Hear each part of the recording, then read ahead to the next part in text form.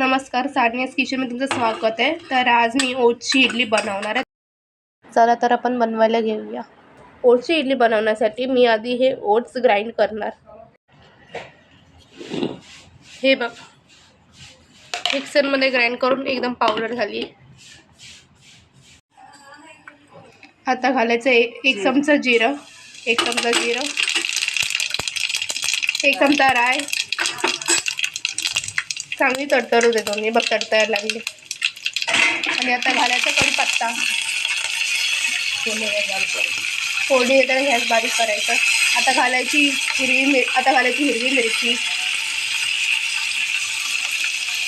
आता घालायचं काजू। आता चांगलं त्याला ढवळूया। आता घालायची उडदाची डाळ, चण्याची डाळ मीडियम करू शकतो, नाहीतर फक्त फोडणी देताना गॅस स्लो करून ठेवायचा एकदम।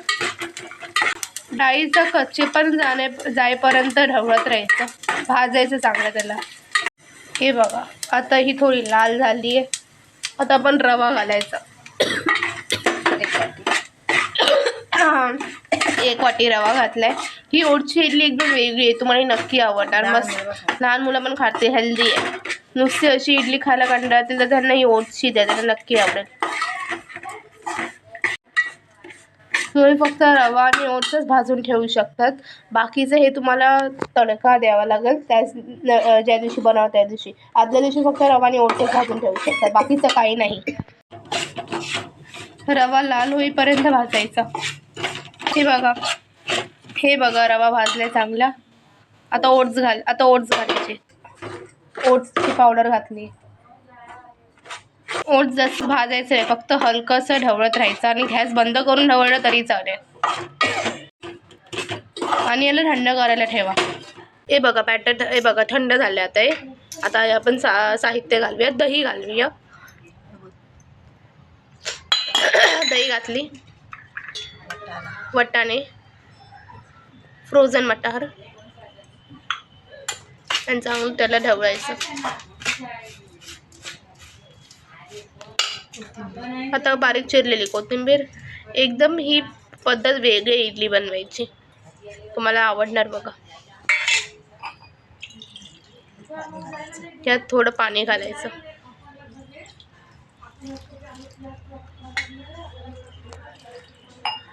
बघा, हे 1 ग्लास पाणी घातलंय मी, चांगलं त्याला मिक्स करायचं।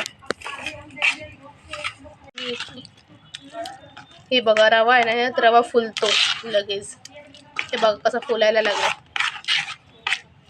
हे बघ, चवीनुसार मीठ घालायचं, चांगलं त्याला ढवळायचं आणि 15 मिनिटं परत असंच ठेवायचं, कारण रवा चांगला फुलू दे म्हणून, पण चव पण चांगली येईल, तेवढा रवा इडली फुलेल पण चांगली आपली।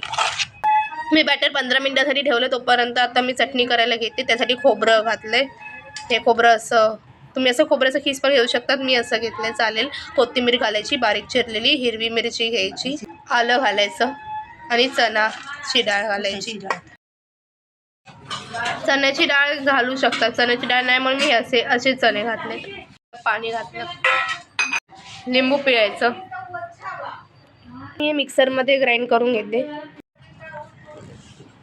हे बघा, हे 15 मिनिटं झालेत। हे सुकं झालं खूप म्हणून पाणी घातलं।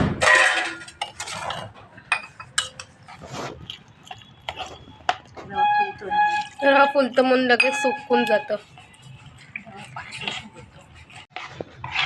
हे बघा, हे असे मला 1.5 ग्लास पाणी लागलं।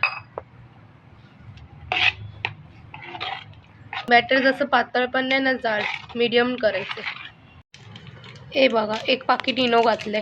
हे बघा, वरून पाणी घालायचं।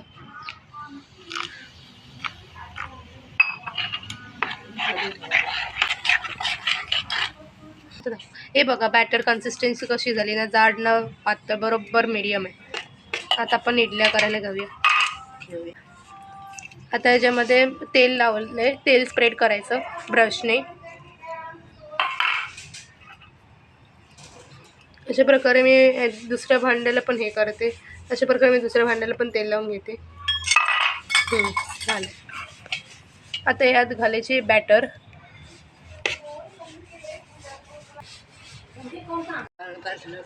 आधीच मी पाणी गरम करून ठेवलं होतं, आता मी हे घालते भांडं. आता मी इडल्या ठेवते उकडायला. झाकून ठेवते, 10 मिनिटासाठी ठेवते. 10 मिनिटासाठी असंच ठेवूया. आता हे बघा, चटणीसाठी मी तडका देते. आता ह्यात ही उडदाची डाळ घालते. आता घालायचे 1 चमचा राई. जिरं ऑप्शनल आहे, तुम्हाला घालायचं तर घाला, नाही तर चालेल, कारण आम्हाला आवडतं, आम्हाला जिरं आवडतं. चांगली तडतडू दे, चढतायला लागली. कढीपत्ता घालायचा. हे बघा, मी हे काढलंय चटणी, मी मिक्सरच्या भांड्यातून ही चटणी काढली. आता यात पाणी घातलंय. मिक्सर स्वच्छपणे धुवून सगळं काढते, उरलेले सगळे चटणी. चवीनुसार मीठ घाला आणि आता तडका द्यायचा.